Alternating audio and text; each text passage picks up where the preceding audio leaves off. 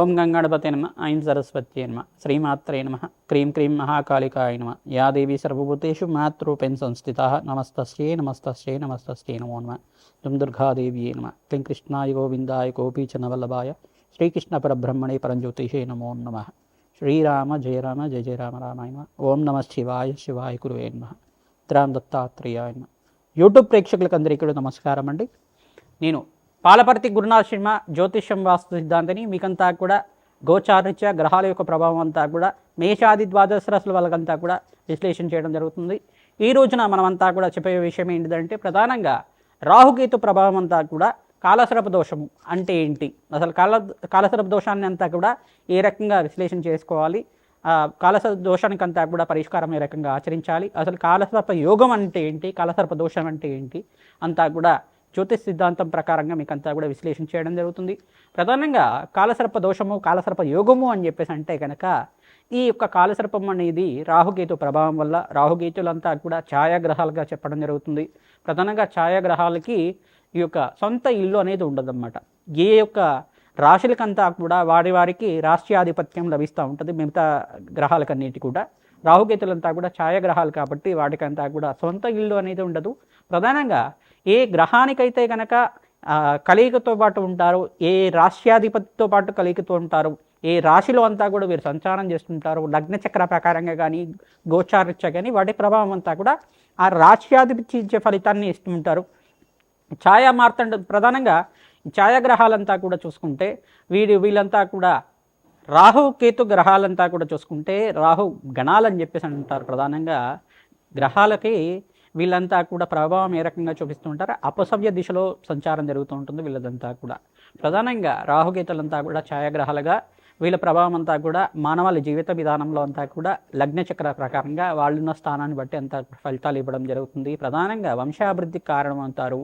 ప్రధానంగా సర్పదోషం కానీ సర్పశాపం కానీ ఏమైనా జాతకరీత్యా వర్తించి ఉంటే కనుక రాహుకేతు ఒక స్తంభంలో మిగతా గ్రహాలన్నీ కూడా ఉంటాయి కనుక, రాహుకేతు మధ్యలోనే అన్ని గ్రహాలు మిగతా నవగ్రహాలన్నీ కూడా ఉంటాయి కనుక వీటికి అంతా కూడా కాలసర్పదోషము, కులింగ కాలసర్పదోషం అని చెప్పేసి, వాసుకి కాలసర్పదోషం, తక్షక కాలసర్పదోషం, కర్కోటక కాలసర్పదోషం అని చెప్పేసి ప్రధానంగా ఈ యొక్క ప్రధానమైన దోషాలంతా కూడా చెప్పడం జరుగుతుంది.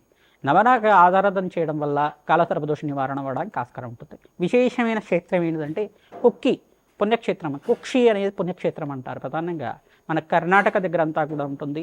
ఈ యొక్క సుబ్రహ్మణ్య స్వామి అంతా కూడా వాసుకి రూపంలో అంతా కూడా అక్కడ పుణ్యక్షేత్రంగా చెప్పడం జరుగుతుంది. ఆ పుణ్యక్షేత్రంలో అంతా కూడా చాలా విశేషమైన పుణ్య ఫలితాలు రావడానికి ఆస్కారం ఉంటుంది. ప్రతినిత్యం కూడా మీరు సుబ్రహ్మణ్య స్వామి ఆరాధన చేయడం, ఇట్లా నాగులున్న ప్రాంతం దగ్గర అంటే జోడు నాగులంతా కూడా ఉంటాయి. ప్రధానంగా చూసుకుంటే రావి చెట్టు ఉన్న ప్రాంతం దగ్గర ఈ నాగేంద్ర స్వామి విగ్రహాలంతా కూడా సర్పరూపంలో ప్రతిష్ఠ చేస్తుంటారు. సంతాన యోగం కోసం కావచ్చు, మరియు శీఘ్ర కళ్యాణ యోగం కోసమైనా కావచ్చు, శ్రీకాళహస్తి దగ్గర అయినా కావచ్చు, పుణ్యక్షేత్రంలో అంతా కూడా జోడు నాగులంతా కూడా సర్పరూపంలో మానసదేవ స్వరూపంలో అంతా కూడా ప్రతిష్ఠ చేయడం జరుగుతూ ఉంటుంది. తద్వారా మీరంతా కూడా ఈ యొక్క శీఘ్ర సత్సంతాన యోగం ఫలితం రావడం కానీ, శీఘ్ర కళ్యాణ యోగం సిద్ధం రావడానికైనా కానీ కాలసర్ప యోగం అనేది ప్రధానమైన పాత్ర అనేది పోషిస్తూ ఉంటుంది. ప్రధానంగా 1, 2, 5, 7, 8 ఈ స్థానాల్లో కనుక రాహుకేతు సంచారం అంతా కూడా జరిగితే ఈ యొక్క కాలసర్పదోషం ఉంది అని చెప్పేసి నేను నిర్ధారణ చేసుకోవాల్సి ఉంటుంది. నవమ స్థానంలో రాహు కానీ కేతు కానీ సంచారం చేస్తే పితృదోషం పితృశాపం అనేది చెప్పడం జరుగుతుంది. ప్రధానంగా కాలసర్పదోషం అనేది ఈ స్థానాల్లో ఉంటే కనుక 1వ స్థానం ఉంటే కారకో భావనాశయ, ఇప్పుడు శరీర కారకత్వాలంతా కూడా రోగ కారకత్వాన్ని చెప్తూ ఉంటుంది. ఎప్పుడైనా కానీ లగ్నంలో రాహు సంచారం జరుగుతుంటే కనుక శరీరాన్ని అనారోగ్య భావాలంతా కూడా ప్రధానంగా చెప్పడం జరుగుతుంది. అనారోగ్య ప్రభావం అనేది ఉంటుంది. ప్రధానంగా గుహ్య రోగాలు అనేది రావడం కానీ, ప్రధానంగా ఈ యొక్క ఉబ్బరం కానీ, ప్రధానంగా లంగ్స్ ఇన్ఫెక్షన్ రావడం కానీ, ఆస్తమా లాంటిది ఉండడం కానీ, బ్రీతింగ్ ప్రాబ్లమ్స్ ఉండడం కానీ, ప్రధానంగా చూసుకుంటే వీళ్ళకంతా కూడా ఈ యొక్క ఆర్టిజంతో బాధపడడం కానీ జరుగుతూ ఉంటుంది. ఈ యొక్క స్థానాల్లో ఉంటే కనుక రాహుకేతు సంచారం జరుగుతుంటే చంద్రుడు రాహు కలిగుతూ ఉంటే కొంచెం హార్ట్ ప్రాబ్లమ్స్ అనేది ఉండడం కానీ జరుగుతూ ఉంటుంది. ఇట్లాంటి ప్రాబ్లమ్స్ అనేది జరుగుతూ ఉంటాయి. ప్రధానంగా రాహుకేతులంతా కూడా గోచారిత్య వీళ్ళ ప్రభావం చాలా ఎక్కువగా ఉంటుంది. ఎక్కువ సంవత్సరాలంతా కూడా వీళ్ళ దశ అంతా కూడా నడుస్తుంది కాబట్టి తద్వారా మానవాళికి మేషాది ద్వాదశ వాళ్ళకంతా కూడా ప్రభావం ఎక్కువగా ఉంటుందన్నమాట. విదేశీయాన యోగం సిద్ధించాలన్నా, ప్రధానంగా స్థిర ఐశ్వర్యం రావాలన్నా, ఆకస్మికంగా ధనయోగం ధన ప్రాప్తి రావాలన్నా రాహుకేతు ప్రభావం అంతా కూడా ముఖ్య పాత్ర పోషిస్తూ ఉంటుందన్నమాట. ప్రధానంగా అమ్మవారి ఆరాధన, దుర్గాదేవి ఆరాధన చేసుకోవడం, మానసాదేవి ఆరాధన చేసుకోవడం, మానసాదేవి చరిత్రనంతా కూడా ప్రతినిత్యం కూడా మీరు ప్రవచనంలాగా వింటూ ఉండడం వల్ల శ్రేష్టమైన ఫలితాలు పొందడానికి ఆస్కారం ఉంటుంది. స్కందోత్పత్తి అనే చరిత్ర ఉంటుంది. ప్రధానంగా సుబ్రహ్మణ్య స్వామి వారి చరిత్ర అంతా కూడా వినడం వల్ల మీరంతా కూడా శీఘ్ర సంతాన యోగ ప్రాప్తి కలగడానికి ఆస్కారం ఉంటుంది. ప్రధానంగా ఈ రాహుకేతు ప్రభావం వల్లే స్త్రీలలో కొంతమందికి వైదవ్య దోషం అనేది వస్తూ ఉంటుంది అన్నమాట. కొంతమందికి అయితే కనుక అనారోగ్య ఇబ్బందులు ఇంతమంది చెప్పుకున్నాం కదా. పంచమ స్థానంలో రాహు కానీ కేతు కానీ సంచారం చేస్తే ప్రధానంగా వీళ్ళకి కొంచెం అంతా కూడా ఈ యొక్క గర్భదోషాలు అనేది రావడం జరుగుతుంది. ప్రధానంగా దీన్ని పీసీఓఎస్ ప్రాబ్లం కానీ పీసీఓడి ప్రాబ్లం అని చెప్పేసి అంటూ ఉంటారు. దీని దోషాలంతా కూడా రాహుకేతు ప్రభావం వల్ల పంచమాధిపతి బలహీనంగా ఉండి పంచమ స్థానంలో రాహుతో పాటు కానీ కేతుతో పాటు కానీ కుజుడు కానీ చంద్రుడు కానీ శుక్రుడు కానీ కలుగుతూ ఉంటాయి. పంచమ స్థానం సంతాన స్థానం అని చెప్పేసి అంటారు. ద్వితీయ స్థానం కుటుంబ స్థానం అంటారు. ఈ స్థానంలో కనుక ఉంటే కనుక కొంచెం గర్భదోషం అనేది రావడానికి ఆస్కారం ఉంటుంది. తద్దోష నివారణార్థం నాగేంద్ర స్వామి ప్రతిష్ఠ చేసుకోవడం, మానసదేవి ఆరాధన చేసుకోవడం, ప్రధానంగా దానిమ్మ పళ్ళని మంగళవారం రోజున బ్రాహ్మణత్వంకి దానం చేయడం, ప్రధానంగా మినువులు దానం చేసుకోవడం, వెండి సర్పాన్నంతా కూడా 27 రోజుల దాకా సుబ్రహ్మణ్య స్వామి మూలమంత్రాలతోటి అంతా కూడా పంచామృతాలతో ఇంట్లో అభిషేకం చేసి వెండి సర్పాలతో ఉండ ఈ యొక్క 3 పడగలతో ఉన్న సర్పాన్నంతా కూడా చేయించుకొని ఆ వెండి సర్పాన్నంతా కూడా బ్రాహ్మణత్వం దానం చేయడం, మినువులు దానం చేసుకోవడం, కందిపప్పు దానం చేయడం వల్ల శీఘ్ర సంతాన యోగం ప్రాప్తి కలుగుతుంది. సంతాన యోగ ప్రాప్తి కలగడానికి ఆస్కారం ఉంటుంది. సుబ్రహ్మణ్య స్వామి మూలమంత్ర జపాలంతా కూడా ఆచరించాలి. తద్వారా శీఘ్ర సంతాన యోగం ప్రాప్తి కలగడానికి ఆస్కారం ఉంటుంది. వివాహాది శుభకార్యాలు జరగాలన్నా కానీ ప్రధానంగా సప్తమ స్థానంలో రాహుకేతు సంచారం జరుగుతాయి. ప్రధానంగా ఆలస్య వివాహాలు జరగడం కానీ వివాహంలో ఆటంకం జరగడం కానీ సంచారం జరుగుతూ ఉంటుంది. లగ్నాధిపతి ఏ స్థానంలో ఉన్నారో అది కూడా చూసుకోవాల్సి ఉంటుంది. ప్రధానంగా శుభగ్రహాల యొక్క వీక్షణ అంతా కూడా చూసుకోవాల్సి ఉంటుంది. శుభగ్రహాల యొక్క వీక్షణ లేకుండా ఉంటే కనుక రాహుకేతు ప్రభావం అంతా కూడా ప్రబలంగా ఉంటుంది. తద్వారా ప్రతి విషయంలో కానీ ఆటంకాలు జరుగుతుండడం, వాయిదా పడుతుండడం కానీ అనుకున్న పనులంతా కూడా సమయానికి జరగకపోవడం కానీ జరుగుతూ ఉంటాయి. తద్వారా ప్రతినిత్యం కూడా అమ్మవారి ఆరాధన చేసుకోవడం వల్ల సర్పసూక్త పారాయణం చేయించడం, మానసదేవి మూలమంత్రాన్నంతా కూడా జపాలు ఈ యొక్క తర్పణాలంతా కూడా ఆచరించడం వల్ల ప్రధానంగా సర్పమండలం అంతా కూడా వేసి దానికంతా కూడా నవరాగ బలి అంతా కూడా ఆచరించడం వల్ల మీకంతా కూడా శీఘ్ర సంతాన యోగ ప్రాప్తి, శీఘ్ర వివాహ యోగ ప్రాప్తి, వివాహమాది శుభకార్యాలు కలగాలన్నా సర్పదోషము సర్పశాపం ఉందనేది మీ జాతకరీత్యా ఏ స్థానంలో ఉంది, ఏ యొక్క దశలో ఉంది సర్పశాపం అంతా కూడా విశ్లేషణ చేయడం జరుగుతుంది. తద్వారా మీకంతా కూడా ఈ యొక్క సర్పదోష నివారణార్థం, రాహుకేతు దోష నివారణార్థం అంతా కూడా ఈ స్థానాల్లో ఉంటాయి కనుక కాలసర్పదోషాలు ఈ యొక్క ప్రధానమైన దోషాలు అని చెప్పడం, పద్మకాల సర్పదోషము, కులింగ కాలసర్పదోషం, అనంతతైష కాలసర్పదోషాలు అని చెప్పేసి ప్రధానమైన దోషాలంతా కూడా ఉంటాయి. ఆ దోష నివారణార్థం అంతా కూడా విశ్లేషణ చేయించుకొని జ్యోతిష సిద్ధాంతాలతో విశ్లేషణ చేయించుకొని జాతకరీత్యున్న పరిహారం అంతా కూడా ఆచరించడం వల్ల శీఘ్రమే సత్సంతాన యోగం కలగడానికి కానీ ఎవరైతే వివాహాది శుభకార్యాల కోసం ప్రయత్నం చేసుకుంటున్నారో వాళ్ళకంతా కూడా శీఘ్రంగా అతి శీఘ్రంగా కళ్యాణ యోగ ప్రాప్తి కలగడానికి కానీ ఆస్కారం ఉంటుంది. సుబ్రహ్మణ్య స్వామి కళ్యాణం ఆచరించడం వల్ల శ్రేష్టమైన ఫలితాలు పొందుతారు.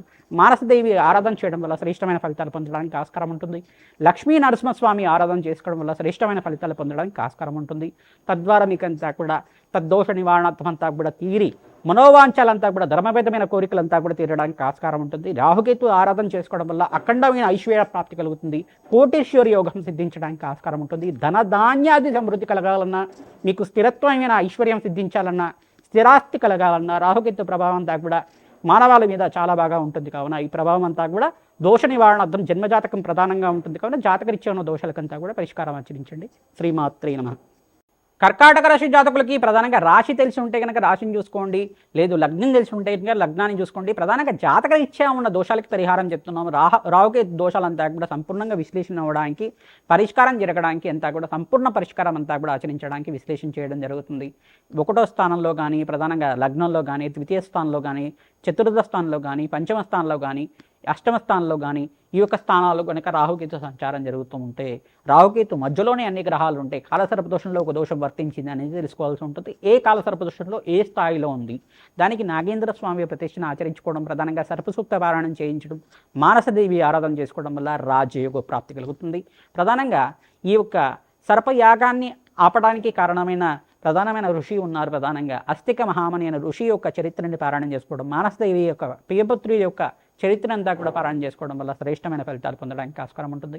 కుక్షి పుణ్యక్షేత్రానంతా కూడా దర్శనం చేసుకోండి. తద్వారా అఖండ రాజయోగ ప్రాప్తి కలుగుతుంది. మీకంతా కూడా సర్ప సంస్కార పూజ అంతా కూడా ఆచరిస్తూ ఉండాలి. తద్వారా మీకంతా కూడా అఖండమైన రాజయోగ ప్రాప్తి కలగడానికి ఆస్కారం ఉంటుంది. శీఘ్రంగా సత్సంతాన యోగము, శీఘ్ర కళ్యాణ యోగం సిద్ధించాలన్నా ఈ పరిష్కారం ఆచరించడం, నాగబలి అంతా కూడా ఆచరించడం, సర్పమండలం అంతా కూడా వేసి అక్కడ ముగ్గులాగా వేసి సర్పమండలంలో అంతా కూడా ప్రధానంగా 27 ఒక పిండాల్లాగా అంతా కూడా సర్ప జాతికి చెందిన సంసారానికంతా కూడా చెందిన విధానంగా ఏ సర్పానికంతా కూడా అహాని జరిగిందో, ఆ దేవతా సర్పానికి అహాని జరిగిందా లేదో తెలిసి కానీ తెలియకుండానే పూర్వకాలంలో అంతా కూడా వ్యవసాయం అంతా కూడా వృత్తిగా ఉండేది. పూర్వీకుల్లో కానీ మీరు కానీ ఏమైనా సర్పానికి ఏమైనా కొట్టడం కానీ చంపడం కానీ చేసి ఉంటే కనుక సర్పశాపం వర్తిస్తూ ఉంటుంది. తద్వారా ఈ పరిహారం చేసుకోవడానికి మీరంతా కూడా తద్దోష నివారణ అంతా కూడా తీరడానికి ఆస్కారం ఉంటుంది.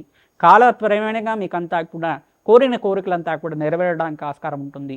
ఆ సర్పజాతికి చెందిన సర్పాన్ని పేరు చెప్పి అక్కడంతా కూడా తర్పణాలు చేయడం, పిండ ప్రధానంలాగా ఈ యొక్క శనగపిండితోటి మరియు గోధుమ పిండితోటి బియ్య పిండితోటి అంతా కూడా ఆచరించడం వల్ల శ్రేష్టమైన ఫలితాలు పొందడానికి ఆస్కారం ఉంటుంది. ఈ దోష నివారణ అంతా కూడా ఆచరించడం వల్ల 5 రకాల పిండిలతోటి ఈ యొక్క పరిహారం అంతా కూడా చేస్తూ ఉంటారు. తద్వారా అంతా కూడా మినప్పిండితో కానీ చేస్తూ ఉంటారు. తద్వారా మీరంతా కూడా దోష నివారణ అవడానికి ఆస్కారం ఉంటుంది. సర్ప సంస్కార పూజ అంతా కూడా ఆచరిస్తూ ఉంటారు. కుక్షి పుణ్యక్షేత్రంలో అక్కడ ఆచరించడం, రావి చెట్టు వేప చెట్టు ఉన్న ప్రాంతం దగ్గర నాగేంద్ర స్వామి ప్రతిష్ఠ చేసుకోవడం, ఈ యొక్క మీకంతా రామేశ్వరం దగ్గర అయినా కానీ రాహుకేతు నివారణ పూజలంతా కూడా ఆచరించుకోవడం వల్ల శ్రేష్టమైన ఫలితాలు పొందడానికి ఆస్కారం ఉంటుంది. తద్వారా రాజయోగ ప్రాప్తి కలుగుతుంది. ఈ యొక్క సుబ్రహ్మణ్య స్వామి కళ్యాణం ఆచరించడం కానీ కోరిన కోరికలంతా కూడా నెరవేరడానికి ఆస్కారం ఉంటుంది. శీఘ్రంగా కళ్యాణ యోగ ప్రాప్తి కలగడానికి ఆస్కారం ఉంటుంది. ఓం శరవణ భవాయ నమః.